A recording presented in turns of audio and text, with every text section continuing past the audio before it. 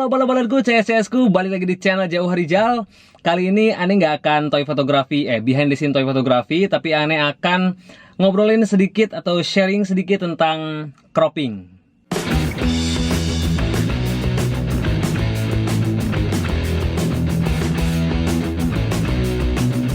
Nah, cropping ini adalah membuang bagian yang tidak perlu atau sesuatu yang mengganggu dalam objek kita atau foto kita. Nah, biasanya kita menggunakan itu untuk menghilangkan hal-hal yang nggak diperlukan dalam frame foto. Sehingga foto itu terlihat fokus kepada apa yang ingin kita perlihatkan kepada orang yang lihat foto kita. Nah, apakah di toy fotografi ini perlu juga cropping? Perlu, karena ya sama-sama fotografi. Pasti saat kita ambil foto itu ada bagian-bagian yang tidak ingin kita pakai karena misalkan frame-nya terlalu luas atau memang ada ambience yang mengganggu fokus si orang yang melihat foto kita itu, jadi ngelihatnya kemana-mana gitu, jadi salah fokus. Nah, ada beberapa tips yang akan Ane share. Jadi tips ini juga sebenarnya Ane belajar dari pengalaman sendiri ya, dan Ane akan coba share di sini.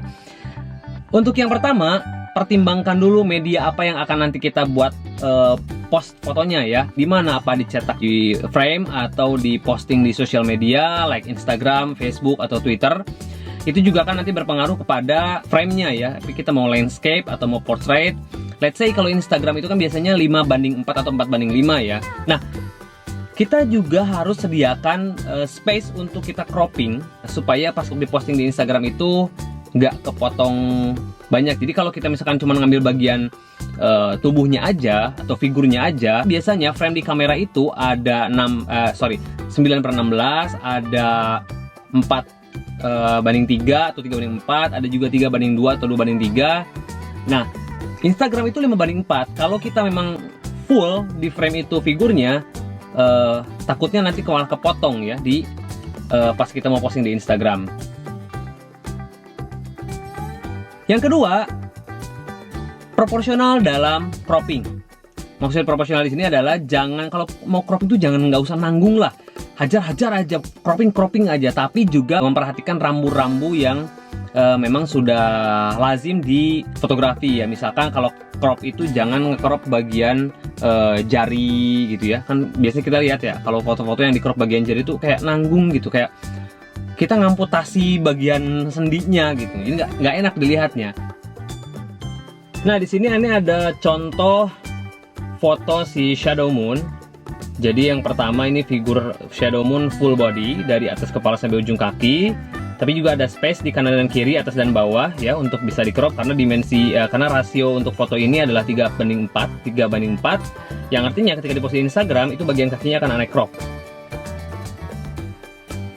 Nah, yang kedua ini ada Shadow Moon yang sudah Ane cropping di kamera dengan batas betis ya, tulang keringnya. Jadi kalau kita nge-crop bagian lututnya itu sangat tidak enak dilihat karena seperti kita mengamputasi si persendian figur itu sendiri. Nah, lalu foto selanjutnya ini Shadow Moon yang Ane crop di bagian paha ya, di atas paha. Jadi sekalian aja kalau nggak di atas mata kaki, itu langsung di atas lututnya, terus ke atas pinggang, ke bagian perut, ke bagian close up di bagian wajahnya. Begitu juga dengan foto-foto yang close up, kita jangan sampai potong bagian dagunya yang kepotong. Jadi Ani lebih milih untuk bagian jidatnya yang kepotong, jadi lebih memperlihatkan bagian bawah muka itu lebih luas daripada kita memotong bagian dagu yang lebih luas ke jidatnya gitu ya.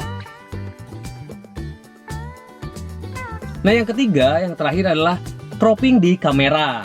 Jadi sebetulnya daripada kita nge-crop setelah hasil jadi, itu lebih bagus kita maju mundur atau zoom in zoom out di kamera kita sendiri, karena dengan kita meng-crop hasil foto itu kan jadi mengurangi megapiksel dari si foto itu sendiri kan. Dan ketika kita nge-crop langsung di kamera dengan zoom in, zoom out, atau kita maju mundur mendekati dan menjauhi figur itu, daripada kita mengcrop setelah foto itu jadi, itu hasilnya akan berbeda, baik itu depth of field-nya, kemudian dimensi yang tercreate dalam foto tersebut, itu akan berbeda hasilnya antara kita nge-crop langsung dari kamera dengan mengatur frame-nya itu sendiri, dengan mempertimbangkan space di frame itu sendiri, daripada kita meng-crop menggunakan tools setelah foto itu diambil ya.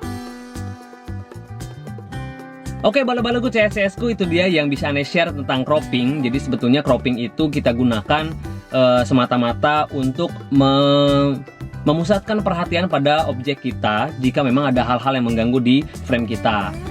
Ya, call of attention lah ya. Jadi point of interestnya kita benar-benar ingin perlihatkan kepada orang yang akan melihat foto kita. Segitu aja yang bisa Anda share. Mudah-mudahan suka dan bermanfaat.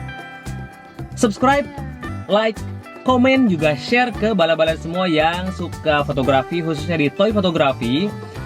Follow juga Instagram aneh di @jauharija. Sampai jumpa di video berikutnya. Hatur nuhun. Assalamualaikum warahmatullahi wabarakatuh.